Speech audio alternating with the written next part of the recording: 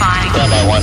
Let's go. You're about to experience the uncensored conversations, stimulating wit, and the thought-provoking wisdom. Bold, raw, and uncut. Right now, on the LanceScurv Show. So, I think white people do need to talk about their whiteness more, and we're here doing it. We're here to talk about white privilege. Yes. We want to bring it back, make white privilege great again. So you're a fan of white privilege? Oh yeah, what do you love about white privilege? Oh, it looks great. Like, the people are good looking and, nice suits, great literature. Like, I just want to bathe in white privilege, the greatest, most awesome thing. It's working out for you. Well, I want to expand white privilege. We live in a world where every spring, Google and Facebook and Apple release these diversity numbers, and they'll be like, it's amazing, guys, we hired less white men this year. We think that it's inherently wonderful for white people to have less power. Oh, that's great. Oh, I'm glad. I hope the new James Bond is going to be a black guy. That would be great for the world. Is that a real big deal, though, if James Bond's a black guy? Is that really, do you care? Well, for me, that might be it. That's too much? It's too much. This just in yesterday. The idea of a black James Bond horrifies Richard Spencer on W. Kamau Bell's CNN show. Comedian W. Kamau Bell prides himself on using his CNN show, United Shades of America, to occasionally expose awful people with awful ideas so that we can have a better understanding of where those awful people are coming from. And he leaned into that premise as hard as he could for his most recent episode. Tonight, Bell interviewed none other than Richard Spencer, the neo-Nazi prick who made us all laugh when he got punched in the face that time. The episode itself was based around current opinions on immigration and refugees, which naturally brought Bell directly to an event being held by the National Policy Institute, a white supremacist organization led by Spencer. The episode featured a lot of heartwarming little chats with refugees and immigrants about what they went through to come to this country. And it all led up to a one-on-one chat with Spencer that directly positioned him as the opposition to all of those feel-good stories. In the previous clip that you heard at the beginning of this segment, you could hear Spencer gleefully describe how much he loves white privilege, and as off-putting as that is, the moments where he tries to come across as friendly and personable are even more unsettling. Just look at the way how he talks about how uncomfortable he is with the idea of a black man playing James Bond, which he plays off like some kind of joke. That's the trick with Spencer and his brand of pseudo-hip neo-Nazism. Though he actually is horrified by the idea of a black man encroaching on something he perceives as exclusively white. In the rest of the interview, he made a note to separate how cool his alt-right team is when compared to traditional conservatism, as if there's something more traditional than white supremacy. He also tried to position the alt-right as a movement based on branding, with him condescendingly telling Bell that he wants white people to be as smart as black people by embracing their skin color. Meanwhile, Bell showed a surprising level of restraint, letting Spencer dig his own hole while occasionally intercutting with notes about how Spencer probably hasn't seen Hidden Colors and may not understand what the first Thanksgiving was all about. But there are some delightful little shots where they showed Spencer's face while Bell was talking, and he couldn't help but scowl or shake his head. It's pretty creepy stuff, especially when paired with his whole "I'm so friendly" act. It also ends with Bell joking that he'd like to stop by Spencer's neo-Nazi party that night, an idea that Spencer rejects almost as hard as a black James Bond.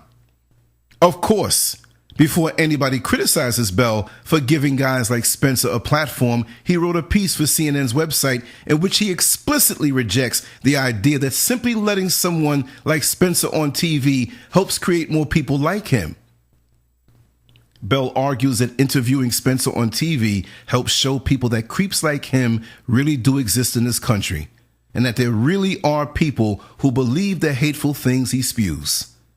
Bell believes that shining a light on Spencer and his racist cohorts will do more harm to their movement than good. You know, the first thing that hit me about this particular piece, because the clip that I played in the beginning was just a short snippet. The funny thing is, W. Kamau Bell, I'll call him Mr. Bell from now on, he is a comedian, so, you know, he makes people laugh, but it just didn't seem right that he was just giggling so much when he was interviewing Richard Spencer. Just like, I'm not going to say the C. Coon word, right?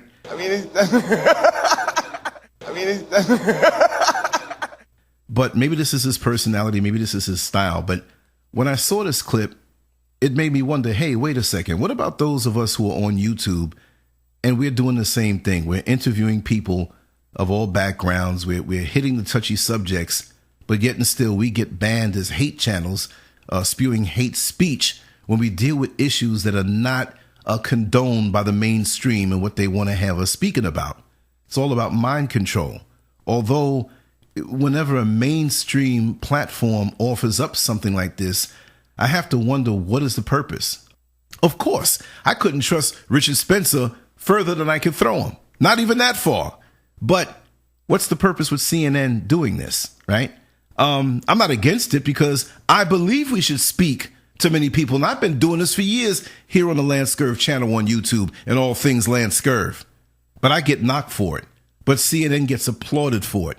And this goes to show you that I've always said it, and Dr. Ramona Brockett has said it for a long time, that many of these so-called mainstream platforms, media platforms, they go on social media and they look to see what we're talking about and they take from that.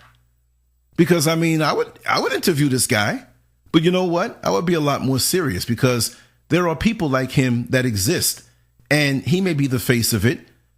He's trying to make it a brand friendly type of thing. Like, you know, hey, this is just what everybody else is doing. You know, they're into the color of their skin. They're into their culture. You know, I know Richard Spencer probably fears genetic annihilation, and he knows what's about to happen in the year 2050 if we make it that far under Donald Trump, right? But the bottom line is that he's not uncommon. He may speak it, but he's not uncommon. I mean, look at the picture of his face on his Twitter page, right? You know that look, black folks. You know exactly what that look means. So it's not something that's uncommon, but on our jobs and in our churches and in the common meeting areas of Walmart, in the downtown malls, the shopping malls and all of that, you know, we have to put on and play pretend. But deep down, this feeling still prevails. This mentality still exists. And it's no laughing matter. But then again, you know, in a twisted way, can I get mad at him? I mean, the Chinese do it. The Chinese look out for each other. You know, the Asians do it. The Indians do it from India. Cultures and nationalities, they all do it. Home first. Self first. Black people in America just don't get that. And it's not about being evil. But with Richard Spencer, he represents a slice of the community, and I'm not saying all, right? But white people still run this world here in America. Their numbers may be diminishing, but they rule the power structure. The Japanese can come over here and buy up as much as they want, but they still rule pretty much over us in the system that runs automatically that benefits them. So really, what in the hell are you complaining about? Huh? But we can complain about him. Many of us will say, oh, Richard Spencer's bad and this and that. But look at the campaign that Donald Trump ran, right? And he's in office. And many people believed in him. But he doesn't give a damn about white people. He's about that money. He will talk that stuff. And you, as a person who is way out in the hick town, right? Way out in the country. Billy Bob, I think I'm gonna vote for this Donald Trump guy because he's talking some good stuff. He understands how we feel. No, we don't. He doesn't live like you. He'll never hang out with you. When was the last time Billy Bob was hanging out with Donald Trump in Trump Towers or hanging out with him in Atlantic City gambling? Oh, come on, we're going to gamble all night. We give you a free hotel room, a couple of blondes, big-breasted blondes, and we're going to let you hang out. And he doesn't care about you. He's all about his power, right? That's all Donald Trump is into, but he does have his basic beliefs and thoughts that he now tries to cover up. But look, go back to how he ran the race. And in that swirl, in that crosswind of the Donald Trump campaign, it gave an airlift to a Richard Spencer in his alt-right movement. But black people, let me ask you something. Where's your movement? What movement do you have that is 100% black? Don't tell me Black Lives Matter when it's funded with somebody else's money. Couldn't you have done this by yourself? Do you need money to do that? Did the folks in the civil rights movement back in the 60s to do a boy boycott, did they need money to do that? No, they had passion, they had spirit, and they had more unity. Yes, we had division back then, but we had more unity because the guillotine hung over our necks. The gun was to our head. We felt it, and we stuck together. And it wasn't just black people. I would be dumb to say that. There were Jews and there were whites. But where are the Jews now? Some Jews, right? The ones who hold power, who run the media, who knock YouTubers like me through their ad boycotts to shut a person like me and others down, that we can't monetize our channel. Well, hell, I'm not trying to get money off of you, YouTube. You threw me a few bucks over the years, but that never funded me completely. I'm a Jamaican descendant, Jamaican. I have many jobs and income streams and live below my means. So you'll never shut me up until the good Lord comes to call me. 2 Corinthians 6, verse 17. Wherefore come out from among them, and be ye separate, saith the Lord, and touch not the unclean thing, and I will receive you. Black people, why are you touching so many unclean things that come with American culture, American society, the American way of living? You've lost your minds. And I don't think black people should be monolithic. I know we're not monolithic, but dag, we can't even find a common cause to stand behind and show some unity on that. So when a Richard Spencer says the things that he says, it doesn't bother me because I'm doing what I have to do for myself. And I'm here waiting for others to do what they have to do for themselves so we can righteously hold hands and move forward with an agenda for ourselves. You go to church every Sunday and you say, well, God blesses the child that has his own. I mean, we say that, not necessarily just in church, but you church folks. Well, what do we have that's our own? Do we even create the toilet paper that we wipe our behinds with? Yeah? What do we really have? I mean, we have little victories sprinkled along the way, but we have no power structure because we got to turn around and run right back to the so-called slave master for the jobs and the money that we have coming in our homes. And even when we make an independent success of ourselves, there's some level where there's a measure of control that they have over us. And it doesn't have to be that way with as much money as we have coming into the black community. As much as Richard Spencer doesn't want to be bothered with black people, come on, that's really what it is. I bet you he wouldn't refuse black money if he had businesses out there. I bet you he wouldn't refuse black donations. And trust me, I do believe that there are some black people out there that are donating to Richard Spencer's alt-right movement. That's just how we're wired. We'll never get it. We've got to separate. Separate. Doesn't mean you're going to not live amongst folks. It doesn't mean that you're going to hate people. But separate. Touch not the unclean thing. Somebody hates you and wants to kill you and doesn't want to see you prosperous. And you want to fight so hard to be up next to the Richard Spencers of the world. Why? He don't care about you. He doesn't love you. He doesn't want you. He doesn't want even good for your community. If a Richard Spencer, and I'm not saying him personally, and yes, I am. Yes, I am. And people like him. And we have many Richard Spencers who are not white. We have many black Richard Spencers that feel the same way toward the black community and black people like me who are striving and thriving and working hard to make something of themselves and their lives. We have Latino Richard Spencers. We have Asian Richard Spencers. Mrs. Scurv and I went the other day. She has a beautiful handbag, and one of the handles was separating from the actual bag. So we went past an alteration place. We happened to be there, and we asked them if they could fix that. And it was owned by Asians, right? And I believe that this was the mother behind the counter and the son, and it was grown, out, sitting in the common area. No one else was there. We walked in, and so they greeted us. He greeted us. He says, "How can I help you?" And so we asked, since he spoke to us, we asked him, could you fix this? And he said, "Well, you need to ask her." But she was right there. So I'm like, okay, in my mind, I said, why would he say it this way? Does she not speak English? And if she doesn't, maybe he needs to say something to her, because I damn sure don't know the different dialects of the Chinese language. So we asked her, because I wasn't thinking.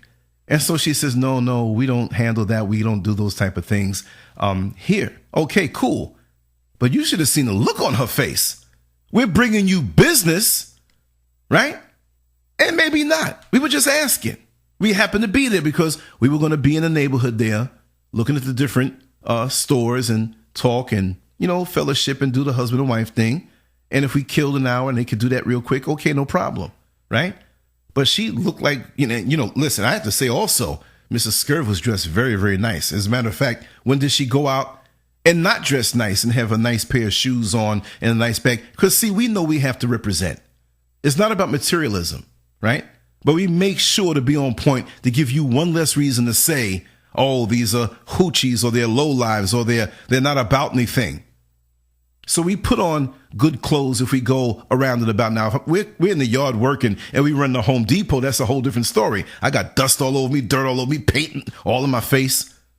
But when we take a time to go out, especially when we go to a neighborhood where there's not the majority of us, which our neighborhoods still do deserve that respect, to see ourselves, carry ourselves a certain way. Yeah, I'm kind of getting off point. But we need to enforce the higher level of existence with each other and respect each other. But we have to first respect ourselves. I look at the shock on many people when we're around and about in other neighborhoods. When they see me hold the door for my wife and close it. When they see me open the door, we go into a restaurant or, in the car, open the door and close it. Just any door, hold the seat out. Constantly giving her kisses. Keeping my eyes where they belong, on her. They observe these things, and many of the richest Spencers in the world don't like that. They like it when they can go on YouTube and World Star Hip Hop and Instagram and watch the ratchet fights. Because we help to undergird their movement, because when they speak of how low we are and how degenerate we are, the proof is right there. World Star! The brother who made that site is dead and gone, but we're still calling it out. World Star. It's not about the website. It's about the mentality, because of what it stands for, to display us in our decadence. And we're like pigs and we love eating it up, yet and still others love to eat it up. We keep producing it and it helps to push their movement. Look at them. They're animals. Look at them. Not that they're any better. They're even worse when you look at the history books and to see what they have done as a people. But we help them indirectly. Because everything we put up online, do you think it's just black people watching your stuff? They're watching everything that we do. And this is why with certain social media platforms, they will ban you when you speak truth, even when you speak just history, and keep certain keywords out of it. We are now on the plantation once again, because we got to watch what we say. But CNN will pick up and do a segment on Richard Spencer, and he can boldly say to everyone, see? So we got to come out from amongst them, meaning this mentality, this way of living, getting off the grid. I can't wait to get off the grid. I'm going to vanish soon, y'all. I'm not going to vanish away from what I do. We'll always be here together. But I'm leaving this thing. I don't want to have no part of it. I'm not working my whole life to have my golden years sitting next to people who don't want to be bothered with me. I want complete independence. But you know what, though? Also, when they say come out from among them, we have to come out from among those of us who are counterproductive to living a higher level of righteousness. That's standard.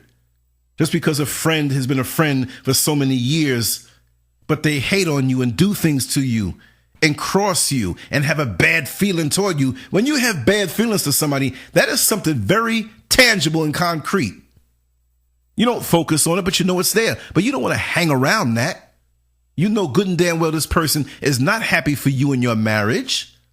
You know good and damn well the things you have that they don't have, they're mad at you for that. And I don't mean just material goods, but your balanced way of life and the happiness that you have. Come out from amongst them. Cut them off. There's nothing holding you to these entities with this demonic energy. Get rid of them.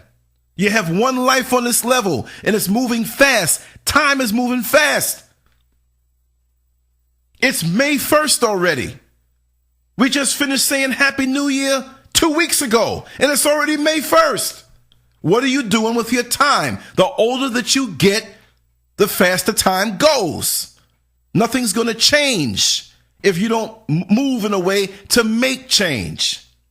So why are you wasting your time, your family's time, the time God gave you? Because we act like we're going to live forever. So as far as the black movement, I'm down for it. But I'm not going to waste my time around people who don't have a clue and don't want to have a clue.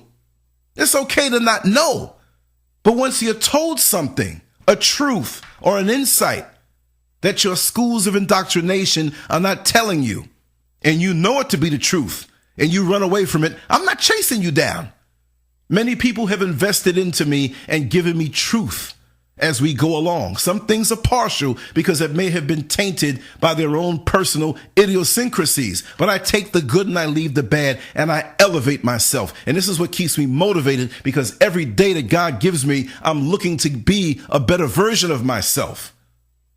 But some of you, I don't understand. You're eating the same food, yet you're expecting health. You're blowing up your credit cards and you're spending all your money, yet you expect prosperity. You do all that you want to do during the week. Come Sunday morning, you holy. The night before, you were horny, which is nothing wrong with that, but you were horny with the wrong person. Haven't you heard of abstinence? Haven't you heard of being celibate for a while? Haven't you heard of not going out on a weekend and spending up all this money? Chill. Come out from amongst the world. Chill for a little while. Really see where you are. And yes, I understand black people are not monolithic, but what people are. But most cultures and most races on this planet can find something that they have in common to protect their own. But we act like it's a sin to protect our own. We sit down and wait for somebody else to do so. And just because a Richard Spencer will smile with you, it doesn't mean that he doesn't have death in his heart for you.